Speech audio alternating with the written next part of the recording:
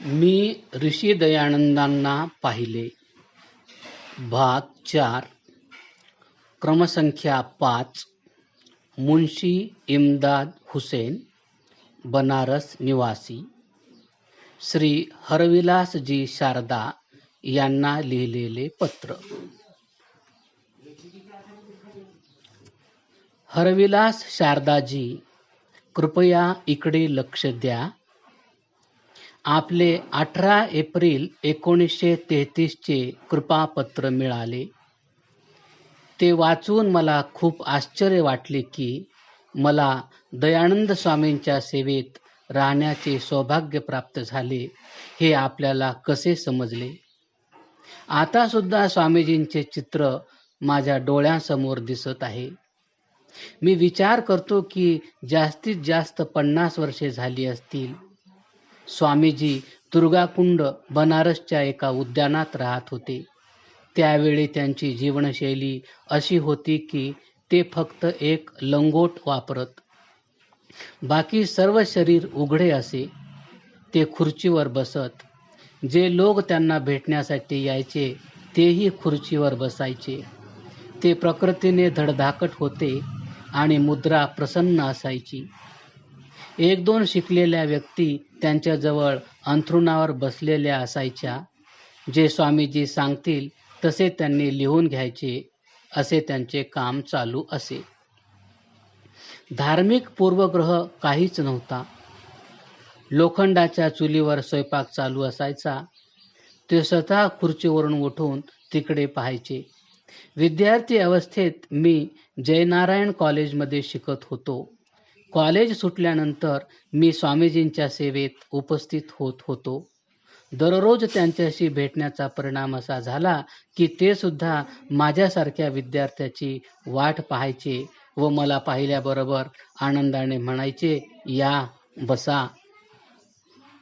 जेवढे मला आठवते तेवढ्यात विवादात्मक चर्चा स्वामीजींनी माझ्याशी केली नाही. पण धार्मिक एकतेबद्दल ते सांगायचे, इम्दाद हुसेन, तुमच्याकडे अर्थात इस्लाम धर्मात ईश्वराला गुणवाचक नावे भरपूर आहेत. मी हो म्हणालो. त्यावर त्यांची आज्ञा झाली, त्यापैकी 2-4 नावे सांगा.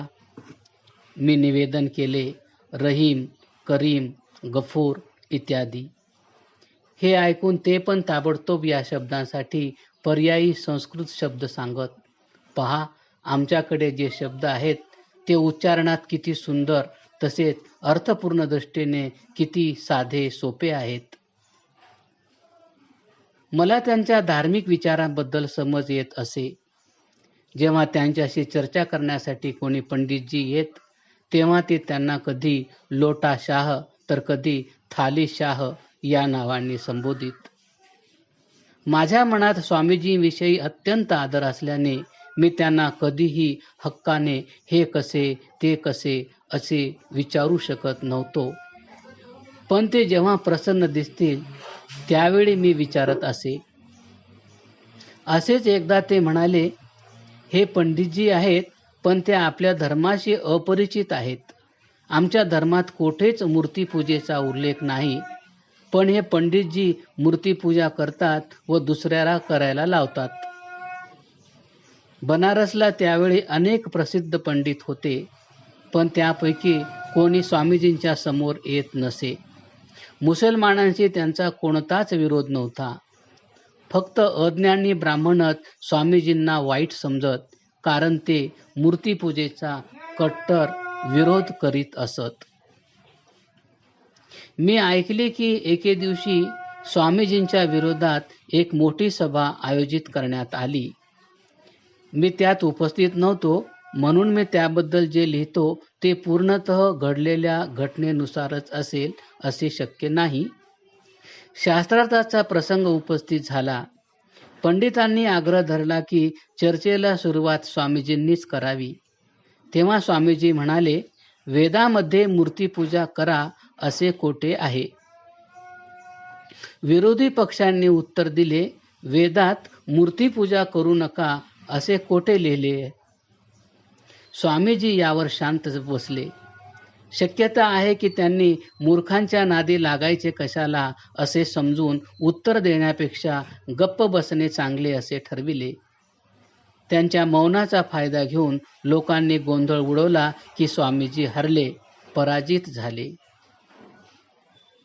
मी जेव्हा दुसऱ्या दिवशी स्वामीजींच्या सेवेत उपस्थित झालो तेव्हा या घटनेची माहिती मिळाली, पण आपल्या तोंडातून एकही शब्द काढला नाही. समजण्यास हरकत नाही की या शास्त्रार्थाच्या परिणामाने ते असंतुष्ट होते. तेव्हा त्यावर चर्चा करण्याची सुद्धा त्यांची इच्छा नव्हती. त्या काळात त्यांची जी कीर्ती होती की ते एक उच्च कोटीचे तपस्वी आहेत, संस्कृतचे मोठे ज्ञानी आहेत, तसेच ते मूर्तीपूजेच्या विरोधी आहेत. मुसलमानांचा त्यावेळी विरोध असण्याचे कारण नव्हते किंवा त्यांची कधी मुसलमानांशी धार्मिक बाबतीत चर्चाही झाली नव्हती. मी लिहिले आहे की ते कपडे वापरण्यात रुची घेत नसत. पोशाख घालणे तर दूरच राहिले. त्यावेळी तर ते कौपीनशिवाय दुसरे वस्त्र वापरायचे नाहीत. शरीरावर व मस्तकावर ते चंदन इत्यादींचा सुगंधित लेप देत असत. मी त्यांना विचारू शकत नव्हतो की ते काय लावायचे. तसा कधी विचारण्याचा प्रसंग आला नाही. जर मी विचारले असते तर त्यांनी ताबडतोब त्याचे नाव मला सांगितले असते, त्याचे फायदेही सांगितले असते व त्याचा उपयोग करा असेही म्हटले असते. मी त्यांचा एवढा भक्त होतो की त्यांनी सांगितले तसे मी केले असते व त्याचा लाभ मला झाला असता. आता अशी वेळ आलेली आहे की स्वामी दयानंद यांनी बनारस सोडले आहे व ते येथून निघून गेले. ते कोठे कोठे गेले व त्यांनी काय काय केले त्याची विश्वसनीय बातमी मिळाली नाही. माझे पण शिक्षण संपले. मी राजकीय सेवेत रुजू झालो. माझे अन्नपाणी मला मिर्झापूरला घेऊन आले. मी तेथेच राहत होतो. मला आठवते की स्वामीजींनी बनारस सोडले त्या अगोदर मला काही दिले नाही असे नाही. ते आग्रहाने मला म्हणाले, इम्दाद हुसेन, तुम्ही 25 वर्षांचे होईपर्यंत लग्न करू नका आणि अशी अट आहे की 25 वर्षे आनंदात काढायचे. मी त्यांच्या या आज्ञेचे पालन केले. बऱ्याच दिवसानंतर मिर्झापूर नगरात एक शुभवार्ता ऐकायला मिळाली की स्वामीजी तेथे येणार आहेत. माझ्या आनंदाला पारावार राहिला नाही. मला जास्त प्रतीक्षा करावी लागली नाही. माहिती झाली की ठरलेल्या दिवशी ठरलेल्या वेळी ते येणार आहेत. रामरतन लड्डा अनुवादक यांनी आपल्या उपयोगी येणारे एक घर स्वामीजींसाठी रिकामे केले. सांगण्यास ती अश्वशाळा होती, पण तेथे जागेची कमी नव्हती. रात्री सभा घेण्याचे ठरले, पण श्रोतागण 3 वाजेपासूनच येऊ लागले. संध्याकाळी स्वामीजी सभेत हजर झाले. लाकडी पलंगावर गालीचा अंथरला होता. लोड ठेवले होते. त्यावर स्वामीजी बसले. हिंदूंना बसण्यासाठी सतरंजा टाकल्या होत्या. मुसलमानांची संख्या कमी होती म्हणून त्यांच्यासाठी खुर्च्या होत्या. सर्व बसले. मी आपल्या खुर्चीवर बेचैन होऊन स्वामीजींना पाहत होतो. रूप अतिशय बदलले होते. पायापासून डोक्यापर्यंत त्यांनी वस्त्र धारण केले होते. शरीर अत्यंत दुर्बल झालेले दिसत होते. मी मनात म्हणत होतो, हे परमेश्वरा, हे तेच स्वामीजी आहेत किंवा दुसरे कुणी आहेत? सांगायचे तात्पर्य हेच की स्वामीजींचे व्याख्यान सुरू झाले व त्यांच्या आवाजावरून तेच स्वामीजी आहेत ज्यांनी माझ्यावर कृपा केली याविषयी माझी खात्री झाली. त्यांच्या व्याख्यानाचा विषय गोरक्षा होता. त्यांनी आपले म्हणणे अनेक उदाहरणांनी पटवून दिले. जर गायीचे रक्षण केले तर एक गाय कितीतरी लोकांना दूध व अन्य फायदे देते. तिची उपयोगिता महत्त्वाची आहे, म्हणून तिचे रक्षण करणे आमच्यासाठी अपरिहार्य आहे. रात्री 10 वाजता व्याख्यान संपले. ते असे होते की प्रत्येक व्यक्ती मन लावून ऐकत होती. सभा संपल्यावर लोक घरी जाताना आपापल्या विचाराप्रमाणे मत प्रदर्शन करीत होते. मुसलमानांनी हे व्याख्यान धार्मिक आहे असे समजले. धार्मिक नाही तर काय होते असे ते मला प्रतिप्रश्न करू लागले. कारण हे होते की जेव्हा स्वामीजी येणार असे समजले तेव्हा मी माझ्या मित्रांसमोर त्यांची अपार प्रशंसा केली होती आणि म्हटले होते की ते मूर्तीपूजेच्या विरुद्ध आहेत. धार्मिक कट्टरतेचा लवलेशही त्यांच्या अंगी नाही. एका सद्ग्रस्ताने मला विचारले की स्वामीजींना धार्मिक संकुचितपणा आवडत नाही, ते तर मूर्तीपूजेचा विरोध करतात. जनाब मौली साहेब, सांगा बरं, हे व्याख्यान कशाचे द्योतक होते ते? मी म्हणालो, स्वामीजींचे हे व्याख्यान गोरक्षेवर आधारित होते. गायी पालन करण्याने होणारे फायदे हे दोन्ही धर्मांच्या लोकांसाठी आहेत, मग तो हिंदू असो किंवा मुसलमान. स्वामीजी फक्त गायींना मारू नका असे म्हणतात, तर हा उपदेश हिंदू व मुसलमान दोघांना सारखाच आहे. समजा बनारसमध्ये गायी पाळल्या जातात, तेथे 95% गायी हिंदूंच्या घरी आहेत, तेव्हा 5% गायी मुसलमानाच्या घरी असतील. जर ते गायींची रक्षा करा असे म्हणत असतील तर 95% हिंदू व 5% मुसलमानांना ते सांगत आहेत. जर बनारसमध्ये महिन्याला 20 गायी मारल्या जात असतील तर 1 गाय मारल्याची जिम्मेदारी मुसलमानांकडे येते व 19 गायी मारण्याची जिम्मेदारी हिंदूंवर येते. प्रत्येक घरी तुम्ही जाऊन पहा, तेथे तरुण आणि दूध देणाऱ्या गायीच दिसतील, पण निर्बल व दूध न देणाऱ्या गायी गेल्या कुठे? दूध न देणाऱ्या गायी हिंदू आणि मुसलमान दोघांच्याही आहेत. ज्यांचा वध कसाई लोक करतात आणि निम्न श्रेणीतील मुसलमान ते मांस विकत घेऊन खातात, का तर त्या वृद्ध गायींचे मांस स्वस्त मिळते. पण या गायी दोन्ही लोकांकडून कसायाला विकल्या जातात, त्यामुळे दोघांवरही तेवढीच किंवा मुस्लिमापेक्षा जास्त हिंदूवर त्यांची जबाबदारी येते. जर आम्ही कोणत्याही हिंदूला विचारले की तुमच्या वृद्ध गायी काय झाल्या, तर तो नाराज होणार नाही, पण भांडायला मात्र तयार होईल. तो म्हणेल की मरून गेली किंवा घरातून निघून गेली, पण खरे तर त्या गायी दुष्ट कसायाला विकल्या जातात, मग तो हिंदू असो की मुसलमान. पण नालायक हिंदूकडूनच जास्त गायी कसायाला विकल्या जातात.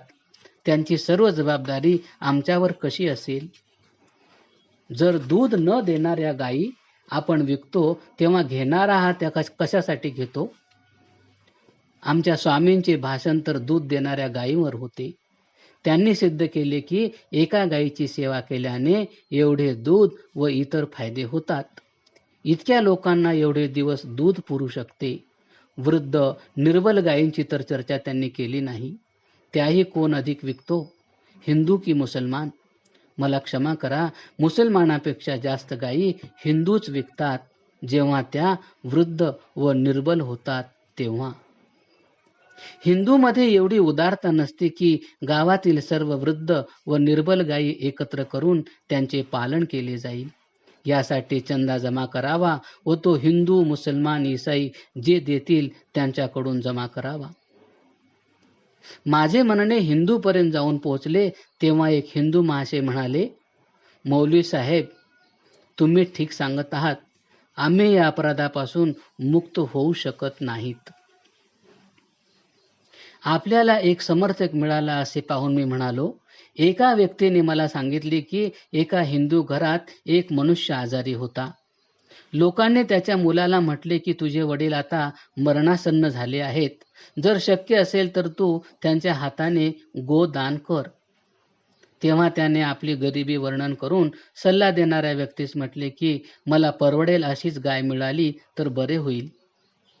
तेव्हा त्याने एक वृद्ध गाय जी 3 रुपयात विकत मिळाली, तिचा वडिलाच्या हाताने संकल्प सोडला आणि ती गाय ब्राह्मणाला दिली. ब्राह्मणाला असे वाटले की ही गाय फायद्याची तर नाहीच, उलट हिच्यावर खर्च करावा लागेल. त्याने एका दलालाला बोलावले व म्हटले, रमजाने भैया, माझ्या घरी ही बांधायला जागा नाही, जर तुमच्याकडे जागा असेल तर ती घेऊन जा. मला ही गाय आमच्याकडून मिळाली, ती 3 रुपयांची आहे. तुमच्याकडे जागा असल्यास तिला घेऊन जा, मी तुमचा आभारी असेन. भैयाने जे समजायचे ते समजून घेतले. पंडितजी घरी निघून गेले. भैयाजी गाय घेऊन घरी गेले. रमजाने भैयाने ती गाय कसायाला विकावी म्हणून त्याच्या घरी गेला. कसायाने गाईला पाहून तोंड खराब केले व म्हणाला, फारच रोड आहे. त्यावर त्या दलालाने संपूर्ण माहिती दिली व सांगितले, फक्त 3 रुपयांची आहे.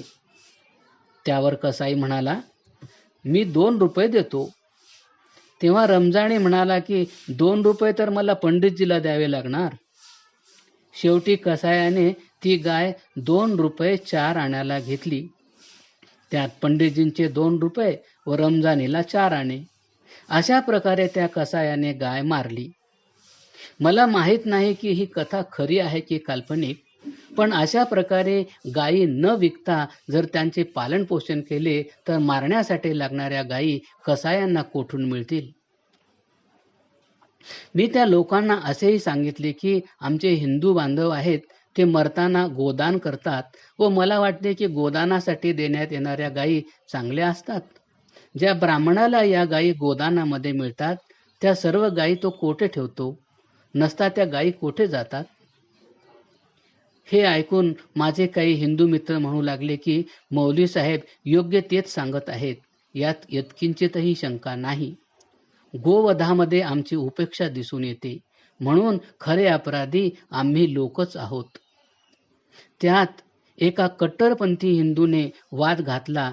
तेव्हा मी त्यांना विचारले की तुमचे वडील, आजोबा, पणजोबापासून तुमच्याकडच्या म्हाताऱ्या गायी कुठे गेल्या सांगा.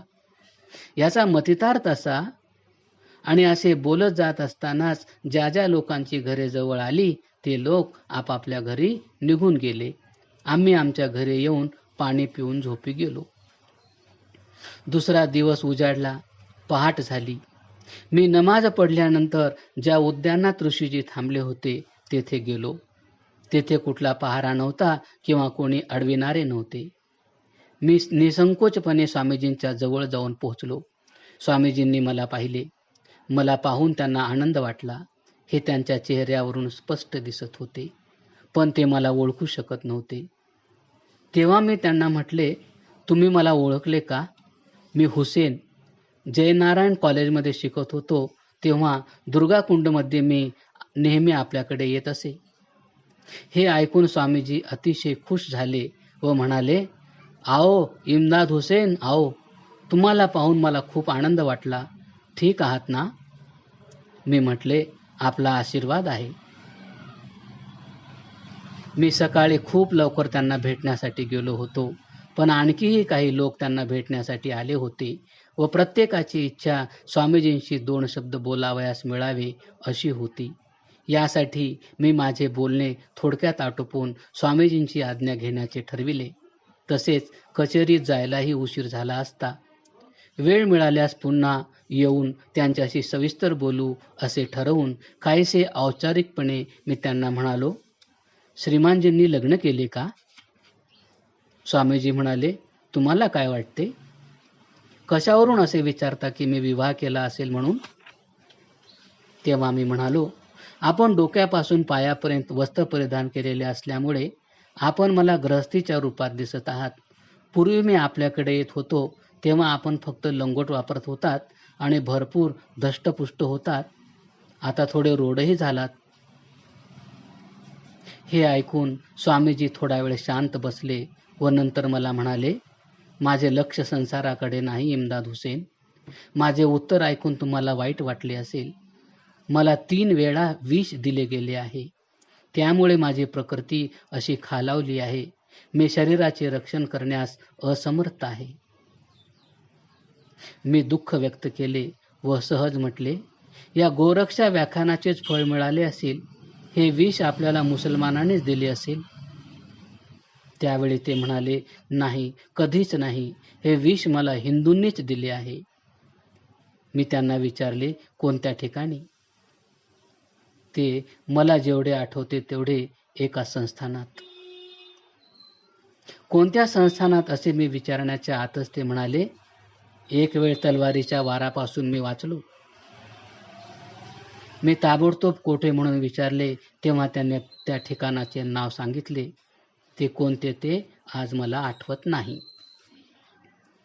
पुन्हा ते म्हणाले, मी शौचासाठी एका ठिकाणी गेलो होतो तेव्हा असे दिसले की एक व्यक्ती तलवारीने मला मारण्यासाठी तयार झाला आहे. मी त्याला सांगितले, थोडे थांब, शौचासाठी मी पाणी घेतो, नंतर तू माझी मान काप. तेव्हा त्याने मला थोडा वेळ दिला. मी माझे काम पूर्ण केल्यानंतर त्याच्या पुढे मान पुढे करून, आता तू माझ्यावर वार कर असे सांगितले. तेव्हा तो तसाच शांत उभा राहिला. त्याचे शरीर थरथर कापत होते. मी पुन्हा त्याच्या पुढे मान वाकविली तर ती व्यक्ती तिथून पळून गेली. त्यानंतर विष पाजण्याच्या तिन्ही प्रकाराबद्दल मला ऐकून घ्यायचे होते, पण ऑफिसची वेळ झाली होती. तेवढ्यात साईसाने येऊन म्हटले की सरकार 9 वाजले आहेत. मला घरी जाऊन जेवण करून कचेरीला जायचे होते, म्हणून मी स्वामीजींची आज्ञा घेतली व निघून गेलो. त्यानंतर पुन्हा दुसऱ्यांदा भेटण्याची संधी मला मिळाली नाही. स्वामीजींचा मिर्झापूरचा मुक्काम संपला. हरविलासजी, या विष देण्याच्या घटना ज्याला माहीत असतील तो आपणास सविस्तर सांगेल. पण मी असे मानतो की स्वामी दयानंद धार्मिक बाबतीत इतके संकुचित नव्हते जसे त्यांचे टीकाकार समजतात. नमस्ते. इति क्षेम. दिनांक 1 जून 1833. नेक बंदों की तहे चरख न आराम मिला, क्या दयानंद स्वामी भी सताए न गए. हाय अफसोस, कई बार मुझे तुझे जहर दिया, बुत परस्तों से तेरे नाज उठाए न गए. अर्थात सदाचाराने वागणाऱ्यांना कधी आराम मिळाला नाही. काय दयानंद स्वामीही सतावल्या गेले नाहीत. काय दुःखाची गोष्ट, कितीतरी वेळा तुम्हाला विष दिल्या गेले. मूर्तिपूजकांनी तुमचा सन्मान केला नाही. संदर्भ दयानंद स्मृती ग्रंथातून. मूळ उर्दूतून हिंदीत व हिंदीतून मराठी अनुवाद क्रमशः.